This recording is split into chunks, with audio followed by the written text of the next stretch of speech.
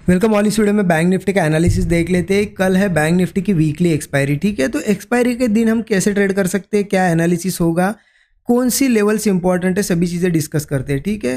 क्योंकि मैंने आपको पहले भी एक चीज़ बैंक निफ्टी में क्लियर कर दी है। अगर मैं 1 आवर चार्ट ओपन करूँ तो आपको फिर से बता देता हूँ कि बैंक निफ्टी वैसे तो ये रेजिस्टेंस, उसने स्ट्रॉन्ग रेजिस्टेंस था ये बैंक निफ्टी का 53,200 के आसपास, वो इसने ले लिया है। अब ये यहाँ पे कोशिश क्या कर रहा है, ऊपर जाता है, सेलर्स आते ऊपर जाता है, फिर गैप डाउन करके नीचे आया, अभी फिर ऊपर जाने की कोशिश कर रहा है, ठीक है।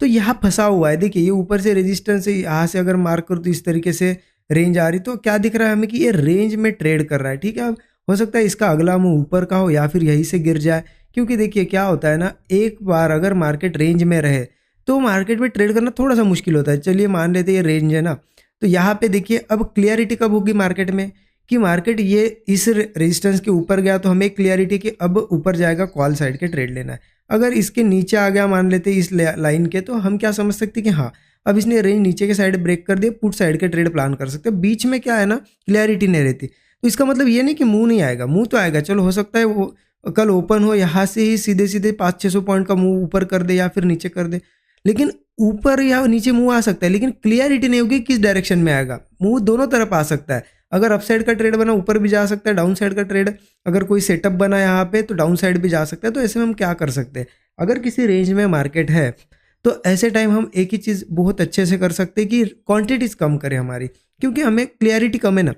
अगर इसके ऊपर जाता है कॉल लेना, इसे क्या कहते हैं 100% क्लियरिटी। जब 100% हम श्योर है तो हम 100% क्वांटिटी ले सकते हैं। अब हमें यहाँ पे 50-50 लग रहा है कि हो सकता है ऊपर भी जा सकता है या सेलर आ सकते हैं, नीचे भी जा सकता है, क्योंकि रेंज है ना। हो सकता है रेंज में होता क्या है ना, हो सकता है यहाँ से कोई ब्रेकआउट बनाए, ऊपर जाए और फिर साइडवेज हो जाए और फिर थोड़ा नीचे आए, ऐसा मुंह आता है, या फिर साइडवेज भी हो जाता है। तो ऐसे में हम एक चीज़ कर सकते हैं, क्वांटिटीज़ यहाँ पे 40-50% ही लो, 100% मत लो, ठीक है। इस तरीके से प्लान कर सकते हैं। अब देखिए करना क्या है, कौन सी इंपॉर्टेंट लेवल्स होगी, उसके लिए 15 मिनट चार्ट पे चलते हैं। 15 मिनट का चार्ट ओपन कर दिया है। देखिए कहीं ना कहीं यहाँ पे मुझे ये लेवल थोड़ी इंपॉर्टेंट लेवल दिख रही है। कहीं यहाँ पे बहुत सारे रेजिस्टेंस बने हुए हैं, तो एक लेवल के ऊपर अगर मार्केट सस्टेन करता है तो हम कॉल साइड जरूर जा सकते हैं, क्योंकि आप देख सकते हो बार बार इस लेवल को ब्रेक करने के लिए ट्राई किया है। जब मार्केट यहाँ से गैप डाउन हुआ तो एक बार ऊपर आया, गैप फिलिंग की कोशिश की यहाँ पे, कि यहाँ पे। अब अगर मार्केट ऊपर रेजिस्टेंस ये ब्रेक करता है तो हम कॉल साइड जा सकते हैं। किस लेवल के ऊपर, देखिए 52,720 के ऊपर, 52,720 के ऊपर अगर मार्केट सस्टेन कर पाता है, गैप अप से जाए या यहाँ से जाए, सस्टेन अगर करता है तो फ्रेश ब्रेकआउट का वेट करेंगे। जैसे ही ब्रेकआउट आएगा कॉल साइड का ट्रेड हम प्लान करेंगे। स्टॉप लॉस ज़्यादा नहीं रखना है, 40-50 पॉइंट मेरे हिसाब से मैक्सिमम स्टॉप लॉस हो जाएगा, ठीक है। टारगेट 1:3 तो एक हमारा टारगेट रहेगा मिनिमम। या फिर अगर बात करें तो फिर मार्केट वही रेजिस्टेंस जो 53,200 के आसपास स्ट्रॉन्ग रेजिस्टेंस है मार्केट का, यहाँ तक ज़रूर जाने की कोशिश कर सकता है, राइट। अब डाउन साइड कैसे कर सकते हैं, देखिए कहीं ना कहीं आप डाउन साइड के लिए देखिए एक स्ट्रक्चर बन रहा है, मतलब अप साइड का एक स्ट्रक्चर बन रहा है। मार्केट इस तरीके से ऊपर जाता है, फिर यहाँ पे नीचे आया बट सपोर्ट ही बना है, यहाँ पे भी सपोर्ट ऊपर जाने की कोशिश कर रहा है।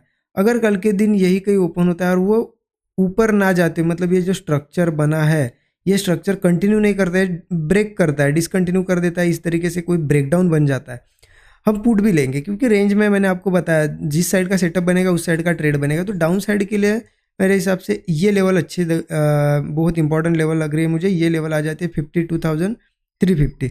अगर मार्केट 52,350 के नीचे अगर सस्टेन कर पाता है, गैप डाउन की बात करें या यहाँ से आने की बात करें, 52,350 के नीचे सस्टेन कहीं पे भी करे, मान लेते चलो गैप डाउन अच्छा खासा बड़ा हो गया, यहाँ पे वेट करेंगे कि यहाँ कोई स्ट्रक्चर बने, सस्टेन करे, इस तरीके का स्ट्रक्चर बन के ब्रेकडाउन जब आएगा पुट साइड का ट्रेड लेंगे, ठीक है। क्योंकि मार्केट अगर निफ्टी, जैसा कि निफ्टी में हमने डिस्कस भी किया, निफ्टी में जो हमने देखा निफ्टी 24,600 के रेजिस्टेंस के पास है।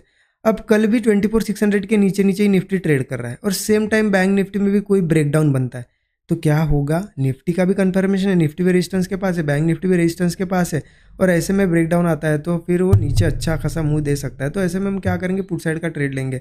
अब टारगेट की बात करें तो कहीं ना कहीं एक सपोर्ट ले लीजिए 51,600 का, यहाँ तक भी मार्केट आ सकता है 51,600 के आसपास, ठीक है। लेकिन ऐसा नहीं कि यहाँ से डायरेक्ट यही आएगा टारगेट, ये तो 800 पॉइंट का टारगेट होगा। लेकिन ये टारगेट आ सकता है धीरे धीरे, कल नहीं तो परसों, 2 दिन में आ जाएगा, 3 दिन में आएगा, अगर मार्केट नीचे सस्टेन करने लगता है तो, ठीक है। या फिर सिंपल हमारा रूल है 40 से 50 पॉइंट का स्टॉप लॉस रखेंगे यहाँ पे ट्रेड करने लेने के बाद। एक 1:3 का टारगेट होगा। 1:3 के बाद लग रहा है आपको कहीं रुक रहा है, बुक करो। अगर कंटिन्यू कर रहा है, स्टॉप लॉस धीरे धीरे ट्रेल करते रहो और बड़े टारगेट्स प्लान करो, राइट। इस तरीके से हमें प्लानिंग करनी है कल के दिन। और देखिए एक्सपायरी का दिन है, राइट, वीकली एक्सपायरी है। हम रेंज में फंसा है, मार्केट अभी रेंज में है ना, हम यहाँ पे बैंक निफ्टी में। तो क्या करना है, अगर अच्छा कोई सेटअप बने, ट्रेड प्लान करो। एसएल अगर जाता है या साइडवेज हो जाता है मार्केट, क्लोज कर दो सिस्टम। ज़्यादा ट्रेड करने की कोशिश करोगे रेंज में, अगर बहुत ज़्यादा साइडवेज हो गया ना, आप 10 बार भी ट्रेड लो, 10 बार भी एसएल हिट करेगा वो। इसलिए क्या करना है, मार्केट को सोच समझ के ही ट्रेड करना है। अगर बिहेवियर देखो अच्छा खासा मूव है तो ट्रेड करो, नहीं समझ में आ रहा है अवॉइड कर दो।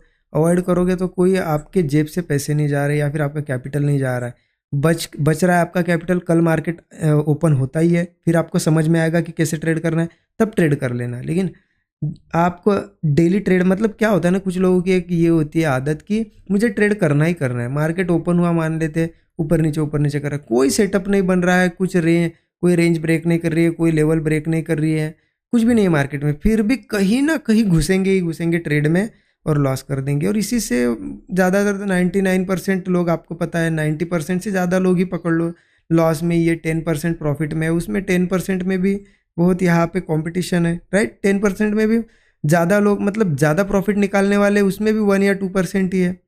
तो ये लोग स्ट्रगल क्यों कर रहे हैं, स्ट्रगल करने के पीछे रीज़न यही है, डिसिप्लिन ना फॉलो करना, खुद पे कंट्रोल ना रहना, मार्केट में सेटअप विदाउट सेटअप बने ट्रेड करना। छोटी छोटी चीज़ें ही है जो पीछे लेके आती है आपको। तो आपको उन चीज़ों को थोड़ा सा यहाँ पे इम्प्रूव करना है। आई होप एनालिसिस आपको समझ में आया होगा। अगर नहीं समझता एनालिसिस, फिर से एक बार देखो, लेकिन लॉजिक के साथ ही ट्रेड करो, सेटअप्स के साथ ट्रेड करो, लेवल्स का वेट करो, ठीक है। ठीक, thank you so much everyone. अगर वीडियो अच्छा लगा तो ज़रूर शेयर कर दीजिए अपने दोस्तों के साथ भी। Thank you so much.